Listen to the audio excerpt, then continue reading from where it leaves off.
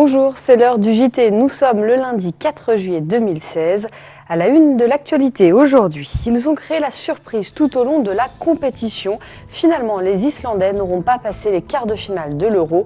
L'équipe a quitté son camp de base annécien ce matin. 7 ans de travail et près de 150 réunions ont été nécessaires pour concevoir le schéma d'aménagement de l'Arve, un document qui trace les grandes priorités pour l'avenir de la rivière.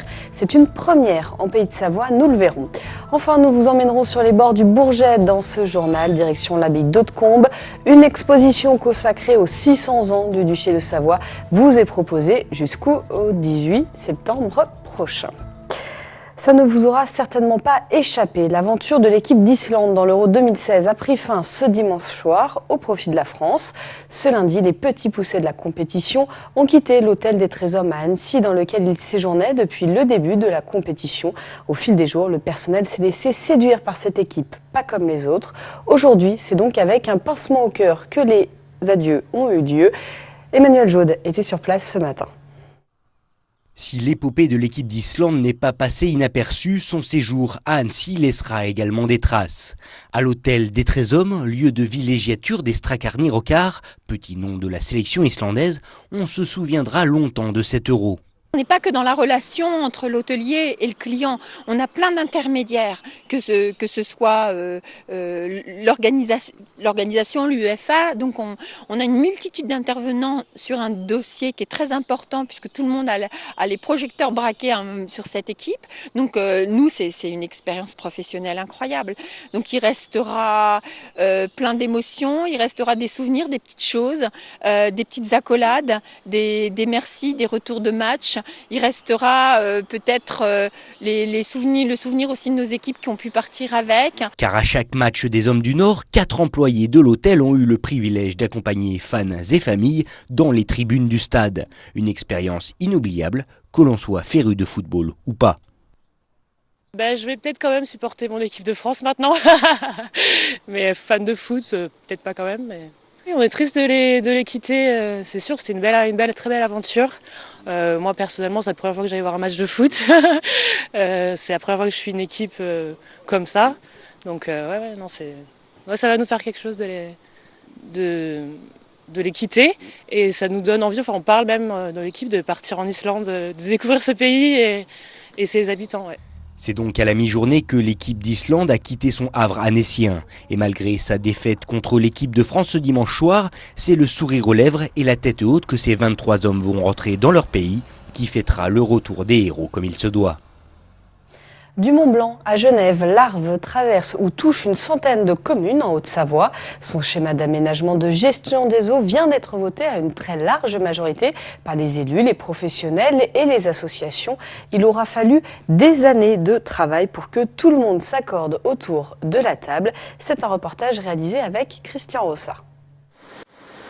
Il en aura coulé de l'eau sous les ponts de l'Arve avant que le SAGE, le schéma d'aménagement de gestion des eaux, soit adopté à la quasi-unanimité.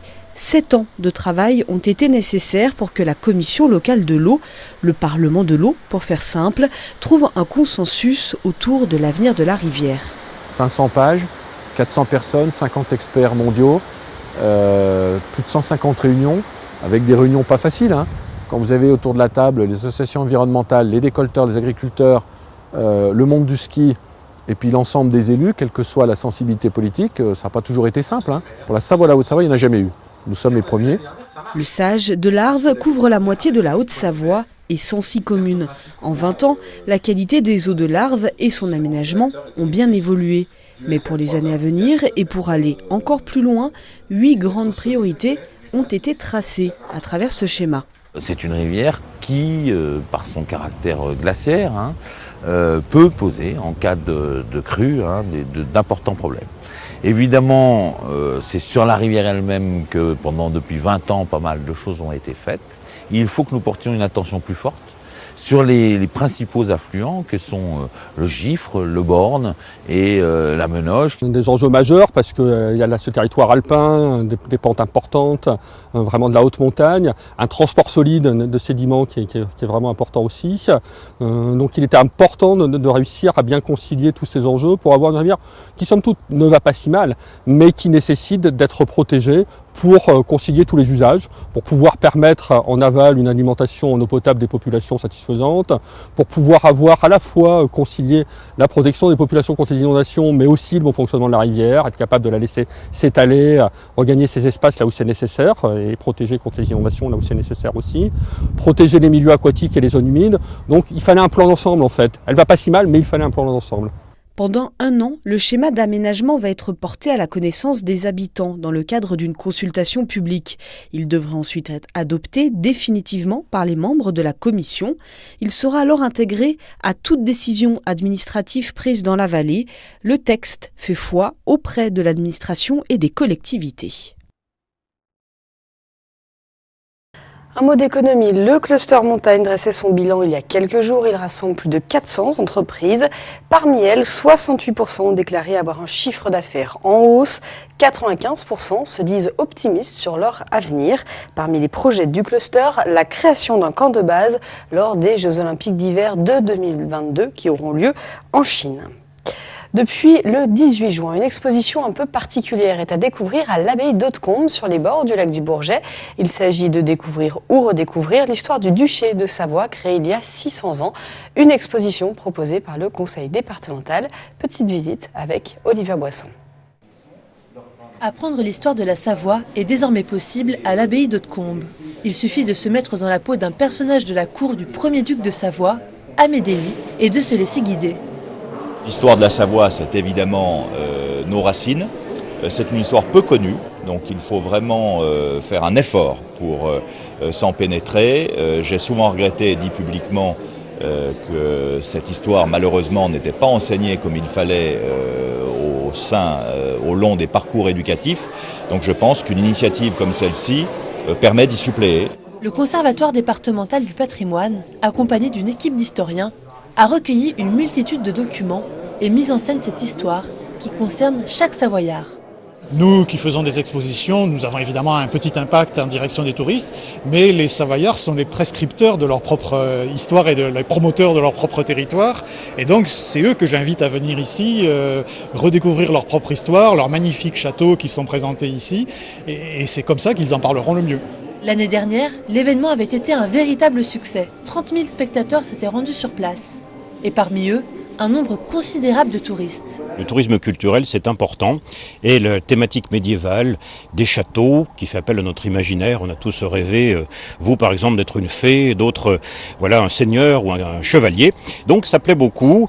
Et c'était l'occasion d'exprimer ici, d'exposer sous la forme de modules pédagogiques, eh bien, l'histoire, à l'occasion des 600 ans de la création des États de Savoie, eh bien, de rappeler de quelle façon était organisée la Maison de Savoie.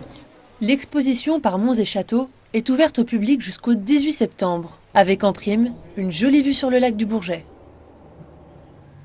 Du sport pour aller jusqu'à la fin de ce journal. Vous connaissez certainement la course de la Pyraminte, l'une des compétitions de ski alpinisme les plus connues au monde.